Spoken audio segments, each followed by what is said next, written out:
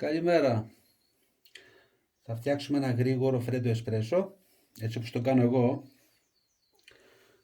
με πάρα πολύ εύκολο τρόπο, χωρίς shaker, χωρίς τίποτα. Και πάλι όπως το κάνω εγώ. Πάμε. Λοιπόν, καταρχήν πρώτα θα ζυγίσουμε αυτό. Μηδενίζουμε.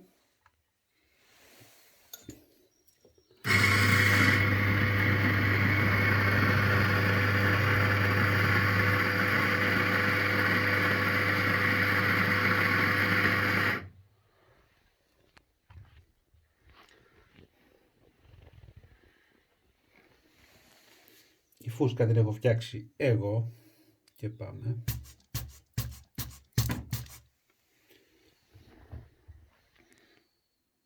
$17,7, ό,τι καλύτερο. Ανακατεύουμε.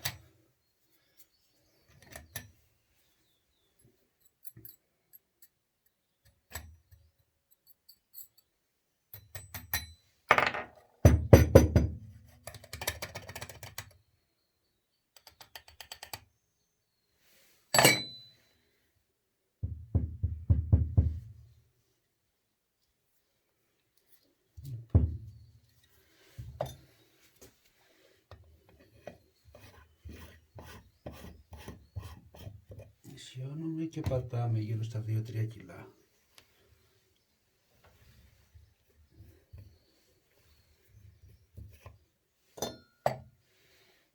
Αυτό έγινε. Βγάζουμε το πολύ ζεστό νερό από τη μηχανή. Το ποτηράκι κατευθείαν κάτω από τη μηχανή, έχω βάλει μισή κουταλίτσα ζάχαρη. Περίπου 26 δευτερόλεπτα με 30 καμιά φορά. Ανάλογα είναι πρωί απόγευμα, δεν βγάζει πάντα την ίδια ποσότητα.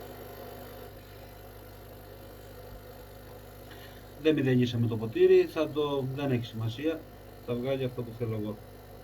Μέχρι τα 26. Καλά τα πάμε. Λίγο παραπάνω βγάζει.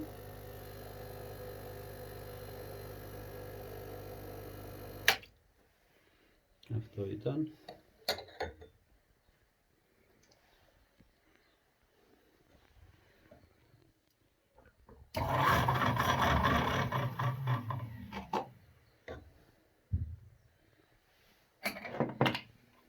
Τρία παγάκια.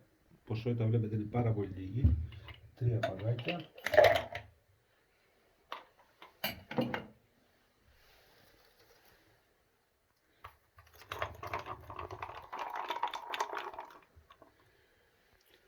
Έτοιμος.